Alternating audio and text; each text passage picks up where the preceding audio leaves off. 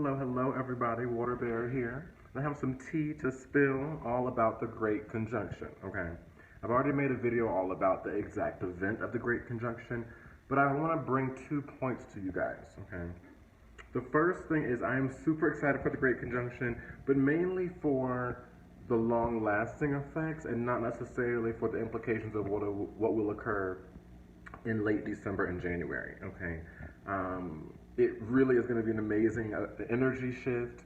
It's going to bring a lot more air into the energy. It's going to pick things up a lot more and shift what we really focus on and manifest in society. I also feel that this shift is going to be really great as well because it's going to push for the next 250 years to help us into the age of Aquarius. Okay. But this is a Saturnian age, which I've mentioned before. So everything that's going to go on in the age of Aquarius is going to take time. Saturn is all about time, patience, delay, restriction, because it's about building things in a mastered way, okay? Building things so that they can sustain. And Aquarian energy is interesting because you're innovating, but the traditional ruler of Aquarius is Saturn. And so even though you're innovating and creating new things, it still has to be on the level of mastery. It still has to be on the level of being able to sustain, okay?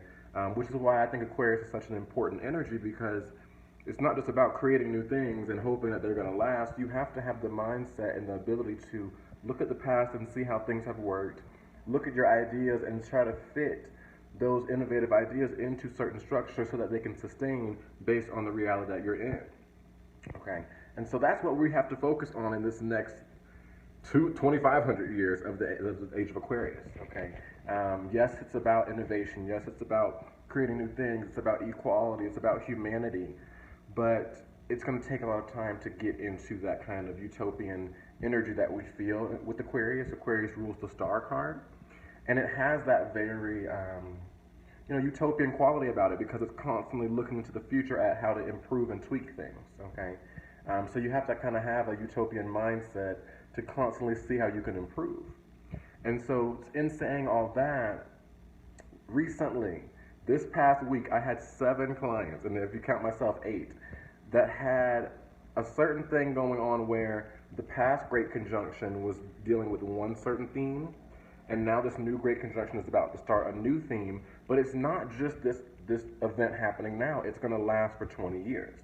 And so the first point I want to bring to you guys is look at where around 23 degrees of Taurus is in your chart, okay? And if you don't know your natal chart yet, and you've been following me this long, y'all, come on, okay? Look up your birth chart. You got to know your birth chart, okay? I'm here if you need help, but, you need to know a little bit of your birth chart, okay? Excuse me. That's my spirit coming out yes, okay, all this astrology I'm teaching, you got to be able to apply it, okay? It's not just about hearing it. Let's learn this chart, okay? But anyways, so around 23 degrees, I'd say since it's Saturn and Jupiter, and they're the biggest planets almost, Jupiter definitely is, I'd say from 17, 16 degrees of Taurus to about 26, 27 degrees of Taurus. Look around there and see if you have any planets, see where that is in your chart, okay? Then look and see, is anything opposing that? My Pluto will happen to oppose the past Great Conjunction because that was the placement of the Great Conjunction in 2000, 20 years ago, okay? I think it was May the 31st, or around May 31st of 2000 was the Great Conjunction in Taurus, 23 degrees of Taurus. But again, that range from 17 to 27 degrees of Taurus is really where the energy was felt. And again, if you have any planets opposing that in Scorpio, squaring that in Aquarius, or Leo, I have tons of energy squaring that in Aquarius and Leo. What's happening is that 20-year cycle is now coming to a completion, okay? And we've been working on that. That's been what we've been manifesting, and the restrictions we've had to deal with and the experiences we've had to deal with, Saturn and Jupiter, this past 20 years, okay? And what's crazy is that's why I'm making this video. All those clients, it was like every other client almost. I was like, oh my God, it's happening again. They're in a major ending period, and a new beginning is coming. And I looked and I was like, well, I wonder where 23 degrees of Taurus is. Boom, each one had a certain point, okay? For me personally, it opposed my Pluto and is in the middle of my T-square, one of the hardest aspects of my chart. So So this past 20 years for me was a lot about healing all those squares and oppositions in my chart. And for so many people, wherever that point is, it's what you were slowly working with. Okay.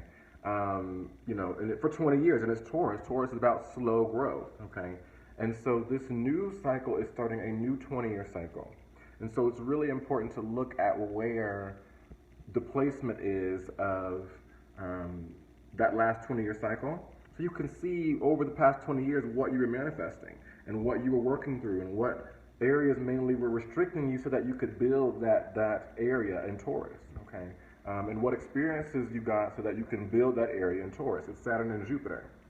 Saturn is restricting, but Jupiter is abundant. So they're like opposites, okay? And so with them fusing together, we get both polarities to work with, okay? So this stuff is just really important. That's the main thing I want to bring up with this video is really look at, well, that's the second part, but the first part was notice this cycle that's starting December the 20th or 21st of 2020 with the Great Conjunction meeting at the start of Aquarius is great for December. Yes, I'm loving this vibration. I'm loving how it's going to start 2021, a little bit of an energy shift. But again, this is going to be a little bit of an energy shift. Don't expect like major energy shifts because this is an Aquarian age we're moving into, meaning a Saturnian age and a Uranian age. There's going to be sudden breakthroughs, but the backdrop is going to be Saturnian, okay? Slow and steady wins the race, okay? It's going to be a lot about planting seeds now, changing your vibration internally to shift things, but I would not anticipate seeing major change in our world reality for a few years to come, and then it's going to slowly build on that, okay? But just look back over the past 20 years and see, especially if you know that area is in your chart. If you want help, I got you. With the reading, okay, don't DM me, all right? I'm not for the DMs, okay? With the reading, okay? But look at that area and see for the past 20 years, where has that been developed? What has been developing for you, okay? What lessons, where was that in your chart? And then look at 0 degrees of Aquarius from about 25 degrees of Capricorn to about 8 degrees of Aquarius. Where is that in your chart, okay? And this is going to bring the new 20-year cycle for you, okay? What's interesting is this new cycle is in my 5th house, and that deals with creativity, it's your creative self-expression, but also children. And in this next 20 years, I definitely want to have children, okay? And so I definitely think that there's going to be a major focus for that. And what's interesting is there's like a peak point, 10 years, within the Great Conjunction cycle when Saturn and Jupiter oppose each other. And so think back to 2010, 2009 through 2011 to see what was going on for you. That was the peak period of a lot of the adjustments. And then think 2029 to 2031, around that area will be the time of the peak energy of this Great Conjunction cycle that's beginning at the end of December. So just kind of paying attention to that stuff, okay? I literally, like when I wrote down when I kind of wanted to have kids, it is around the peak period, around 9-10 years from now, okay? And so it's good to really pay attention to these things because these cycles are they really hold a lot of the backdrop of what's going on for us. Yes, the sun moving through Sagittarius right now has an effect on us. Yes, the moon in Virgo right now has an effect on us. Yes, Saturn in Aquarius has an effect on us. But these major conjunctions that last, 20 years, 12 years, all these big cycles, 250 years, all these big cycles we've been having, especially in 2020, they're creating major themes. That's really what it is, major collective themes that we're dealing with, okay? And so,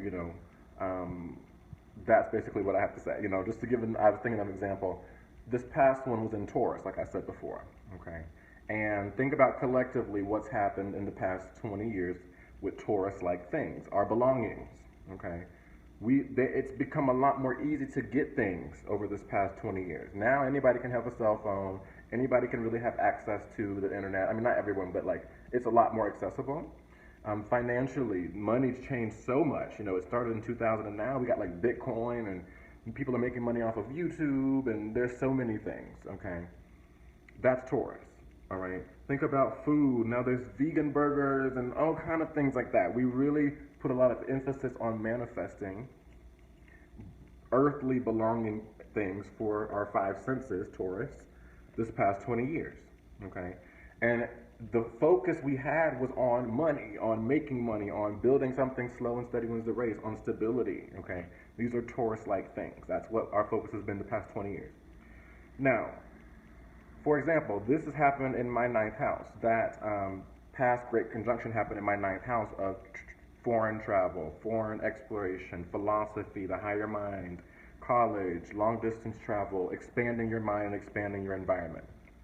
So I have used those Taurus-like things over the past 20 years to expand my mind. So my cell phones that I've had, the different all kinds of Taurus stuff, the clothes I've had, the money I've spent was on traveling, was on school, was on, like, I'm starting another course right now.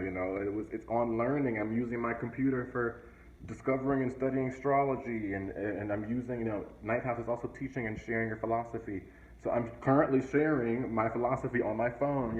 So I've been able to use those Taurus things in a ninth house way, okay? And so now we're moving into the Saturn and Jupiter conjunction in Aquarius, about innovation, about authenticity, about breaking free, about freedom, about remixing your life, okay? And these are in my fifth house things. And so, it's going to be now my self-expression is going to be more innovative, that kind of thing. So this is what this focus is doing, okay? So this great conjunction is great. Watch my video, watch other videos about the great conjunction to learn about how it's affecting you now, okay? And the history of it. But also think about the perspective of those backdrop cycles I was talking about, those 20-year cycles. Look back the past 20 years, look at that Taurus area and see, what have you been growing and dealing with over the past 20 years, okay? Has it had any alignments for you, okay? The great conjunction created a grand cross for me, okay? And I already had a T-square. I literally just like finished it out, okay? But I've been doing so much healing through that, and now I've really worked and overcome a lot of my squares and oppositions. And now I'm moving to something new with this new cycle, okay? And everyone is with the new shift. So just look at that. It's really important. Again, if you need any help diving into that, you know where to find me. Check out the link in my bio. But I think it's very valuable to share this. With all those clients I had that happened this week, anytime things like that happen, I always make a video because I'm like, okay, if 7 people, or 8 including me, are dealing with it, clearly more people are dealing with it. Okay, so that's what I have. Thanks for tuning in, guys. Much love. I'll talk to you later. And that's it. Bye.